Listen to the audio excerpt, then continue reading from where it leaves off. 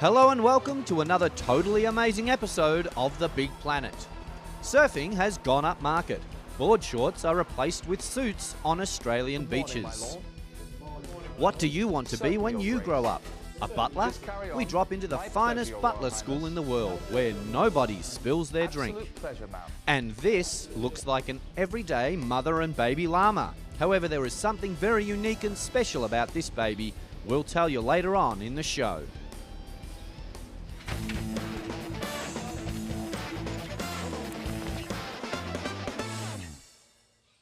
But first, let's take a look at what's happening in Australia.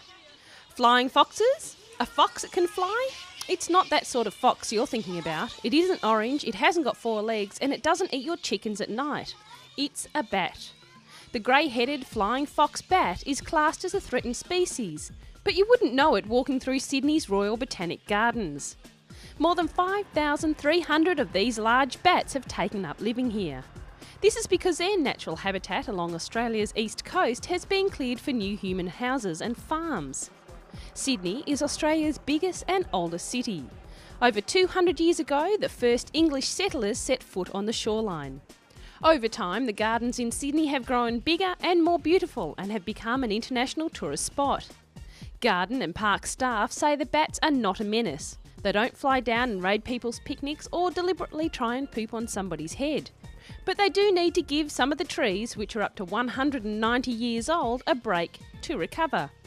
These bats are creatures of habit. They return to the same branch of the same tree over and over again. This causes the tree a lot of damage. Slowly, all the leaves are falling off and the bats' sharp claws are killing the branches.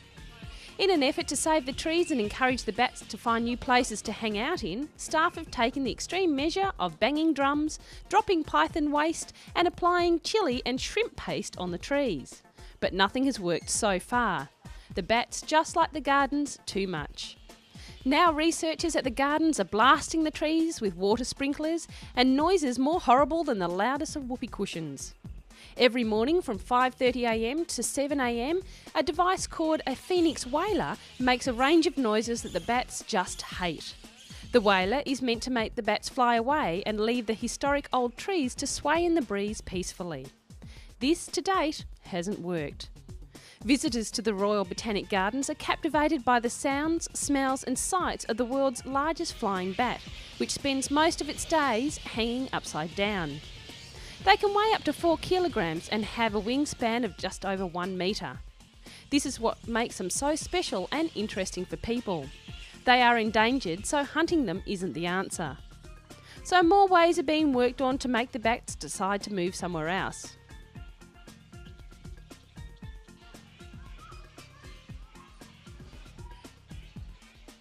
But for now, the bats are happy to hang out, flap those wings in one of the greatest gardens in the world. Sydney isn't just well known for its gardens, it has some amazing beaches as well. Surfers come from around the world to surf at great locations like Manly. However, today board shorts have been replaced with suits and ties. This is all in aid of the annual Symphony on the Sand concert. The day began with some simple opera. The locals enjoyed lapping up the sunshine and chilling to the tunes in the dunes in the Natural Beach Amphitheatre. Longboard riders dressed up for the occasion. Even surfers know you can't go to the opera topless or in wetsuits. They took to the waves in a full range of suits and dresses for what is officially known as the Formal Attire Surfing Contest. It's just surfing to music and a bit of fun, dressed in dinner suits and tiaras. It's just a good time, said local resident and surfer Roger Jury. Other categories included the golden bow tie and the golden tiara, with even a board-riding leprechaun joining the throng in homage to St. Patrick's Day. The crowd loved watching a very different style of surfing. A local surfer called Duke first surfed here in a suit in 1906, so it's a tradition that's carried on over that time, says James Wilson, the man in the pink dress. Everybody is having a ball. Over 50 surfers took to the waves in all sorts of evening wear. Men, women, children and even dogs were out showing off their skills and looking their best at the same time.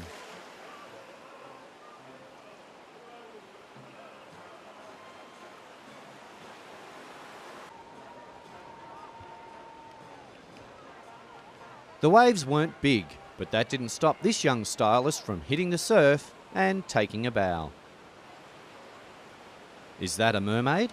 No, just someone dressed up to surf. Many people came to watch this unusual event, and it made for some fantastic photos for tourists. There was one small problem with all this formal surfing. All the handsome suits and elegant dresses were hired. Imagine what the dry cleaning bill will be like. I don't think the suit hire shops will be too pleased with the surfers. Sydney is a city on the harbour. However, a few unwelcome guests have dropped in to make life a little uneasy for some. And no, it's not flying foxes.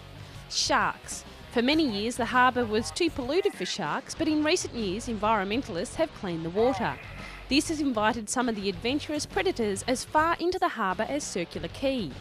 This is the main hub of Sydney's bus ferry service. So people need to be careful and stay on board those ferries, and maybe Sydney's new visitors will get bored and head back to their own territory.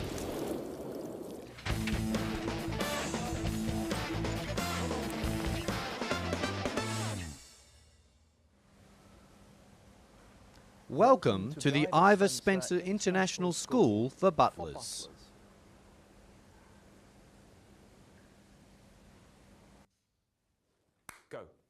When you think of the butler, you think of England.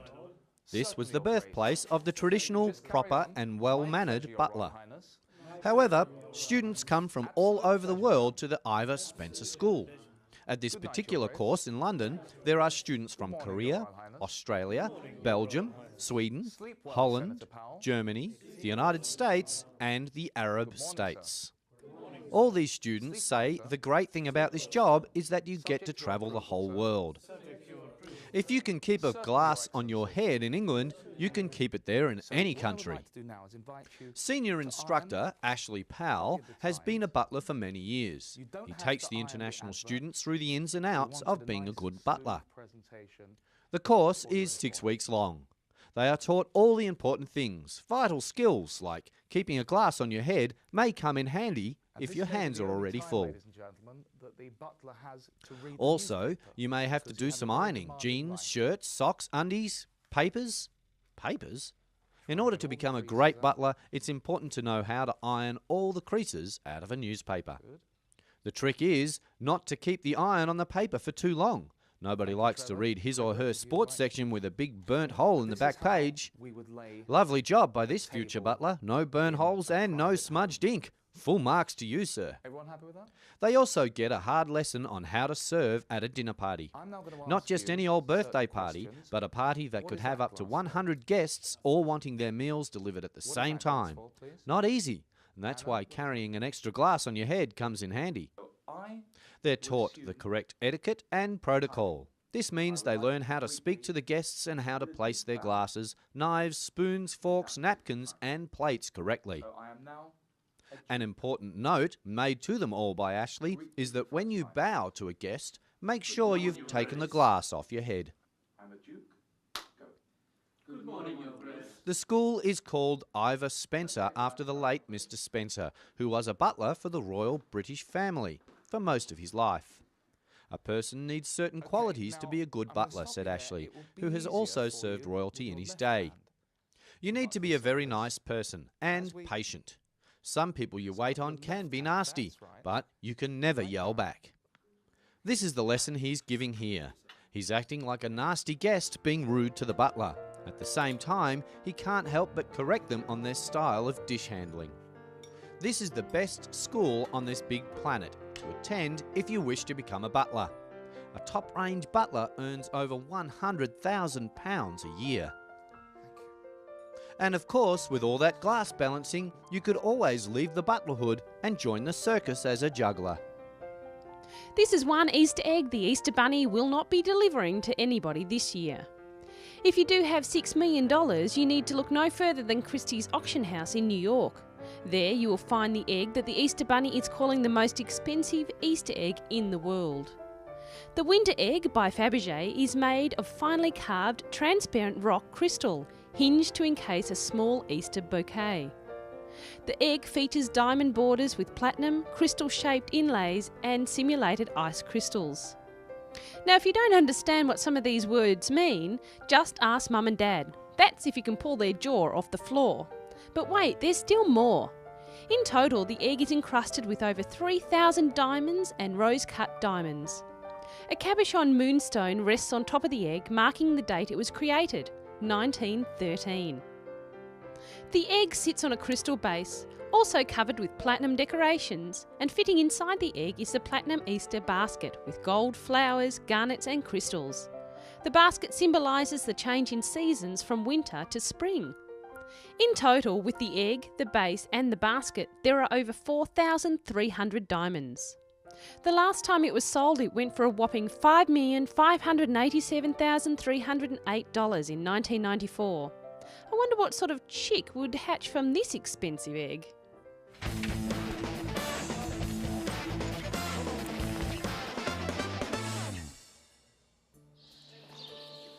Anton is a Rothschild giraffe who is only 1 week old. His 4-year-old mother, Anne, is also the daughter of his father, Alexander, making Anton's grandfather his father as well. How confusing is that? Anton is as healthy as a young giraffe can get. He surprised everyone when he was born in the Berlin Zoo. No zoo staff knew that Anne was pregnant, so imagine their surprise one morning when they went to feed the giraffes only to find a new member of the family. Everyone was excited, and after only an hour the baby stood up, a little wobbly at first, but since then young Anton has gone from strength to strength. Rothschild giraffes have the basic appearance of any giraffe subspecies: long legs, a long neck with 7 vertebrae, and a leopard-like coat. The main trait that distinguishes the Rothschild giraffe from others is the colour of its coat. The coat is pale and thicker when compared to the Maasai giraffe. It has larger patches and softer markings. Rothschild giraffes reach heights of 5.5 metres and can weigh around 1,200 kilograms. They live in Kenya, Sudan and Uganda and are the largest giraffe species on Earth. Male giraffes, like Anton's dad, can grow over 6 metres tall. They have a long tongue used to clean their ears and eyes, and that can reach the tops of trees to pluck the tastiest leaves. Giraffes are herbivores. That means they only eat grass, leaves, fruit and things like that. They never eat meat. The giraffes often live to be 25 years old. In the wild, their predators include lions, hyenas and leopards, as well as those humans who would hunt them for their handsome coats. However, here in the zoo, these giraffes have nothing to worry about. Do you have any money just lying around not being spent? If you do, you should give Erklin Owen and Sabine Hitcher a visit. They will turn the simple notes and coins into wearable pieces of art. This is common in Europe because a lot of old money, like the German currency, has changed to the new euro dollar. This has made the Deutschmark, the German name for money, worthless, but not anymore. Ortwin and Hector have the idea of turning the old coins and notes into jewellery in the days before the new common European currency, the euro, was introduced at the start of 2002. The idea came as the euro came closer and closer, and we thought it would be a homage to the mark. We always wanted to work together, so when we both agreed on this crazy idea, it's now or never, we said, let's do it, Hetcher told us. This is a very fine business. It takes delicate handwork to mould the rings from money. These two ladies are extremely skilled and have been in the jewellery business for many years. They come up with thousands of ideas. They look at a note or a coin and think about how they can shape it into a new masterpiece. Then they are all put on display for visiting people to look at and hopefully buy.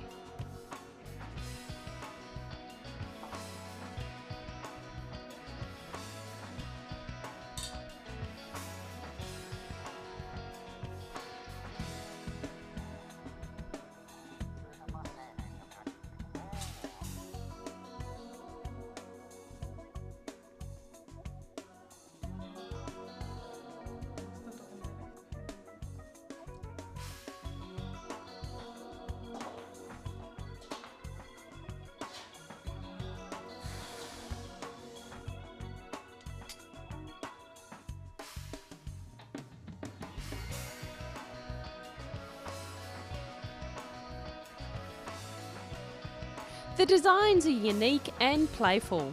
One silver ring shows the eyes of Annette von Dosten-Holzhoff, the face that appeared on the German 5-mark note through tiny windows. Other models are simple pieces of notes folded to make a ring. Every piece of jewellery is one of a kind, the artists say. The most popular model is the penny coin, bent upward and attached to a simple silver ring. People couldn't imagine what they'd look like. They thought about the jewellery made out of coins, the old Dutch marks coins that already existed. And that's what they thought of, said Ortwin. She is referring to the whole coins which are worn as pendants or earrings. I think it was a surprise for people to see what we were able to produce folding the notes together. And the little windows with the eyes looking out, the playful aspect of the jewellery, she added.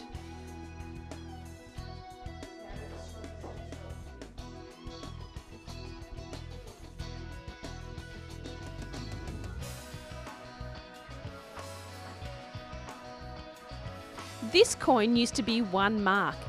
Now it can be worn on your finger as a beautiful ring and would be worth much more than the coin's old value.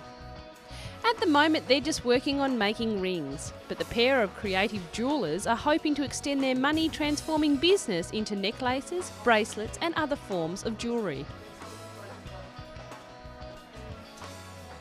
Here we can see the first pair of earrings ever made from old money. If we are using old money for jewellery, does that mean we'll use diamonds for money? It's a strange world.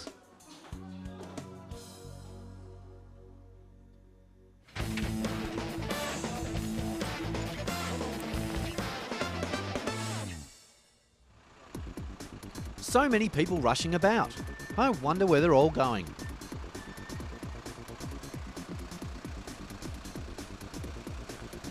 The CeBIT Trade Fair is a showcase for all sorts of futuristic technologies. All those people are coming here to see what the latest gadgets are to make our lives easier and more fun.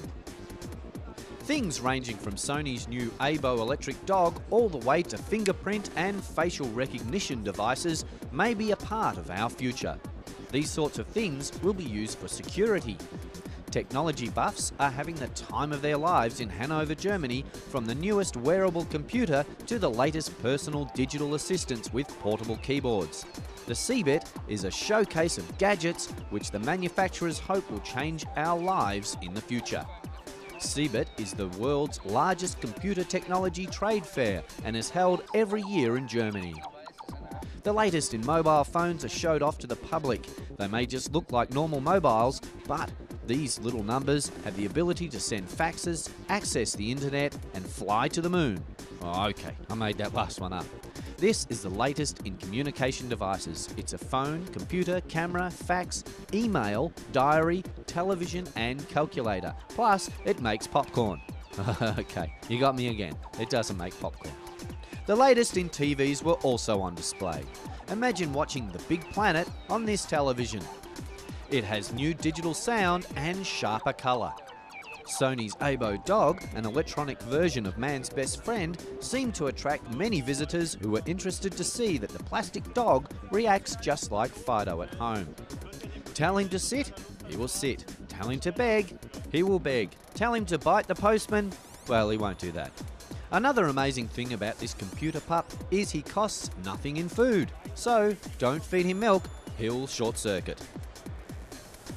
We all know that terrorism is a bad word. In recent times, airports, train stations and big public events have increased their security measures to make our world a safer place. Here are some new programs that companies are working on to increase surveillance for air travellers. One way is through fingerprints. You give your prints away when you buy your ticket.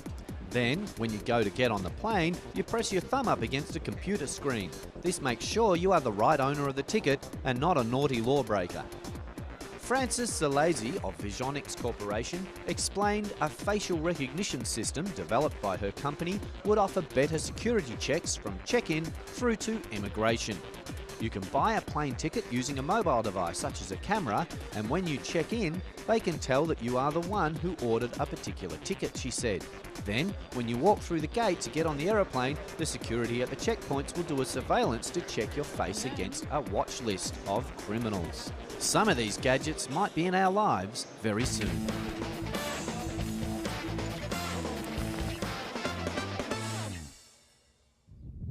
What do you get if you cross a camel with a llama? Well, a karma. A specialised veterinarian centre in the United Arab Emirates has played around with the symbol of the desert, the camel. They've crossed it with a more exotic llama to produce karmas, a unique hybrid that combines the best of both animals.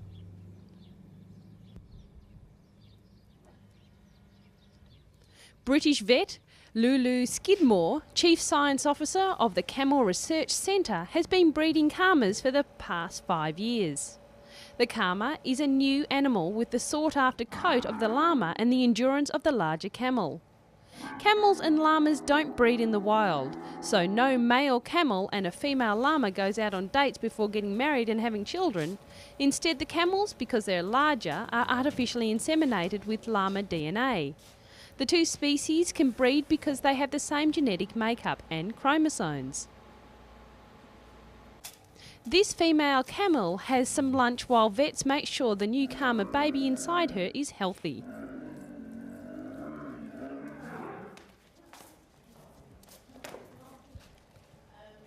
Rama, a male, was born in 1998. Now he was joined by Camilla, a brown and white cuddly female who looks like both her parents. Camilla is the first karma to be born from two parent karmas.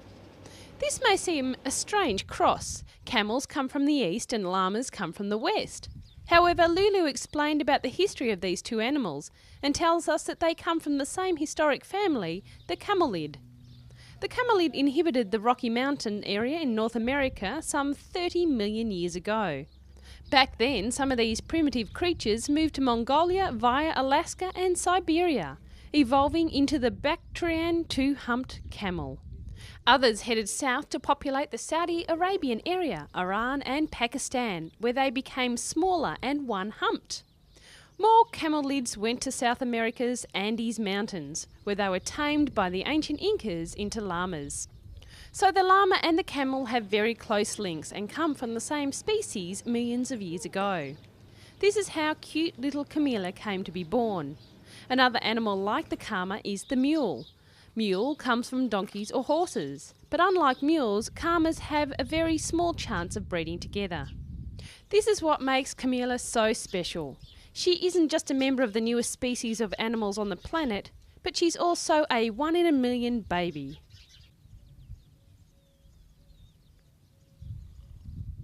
We'll see you next time on The Big Planet.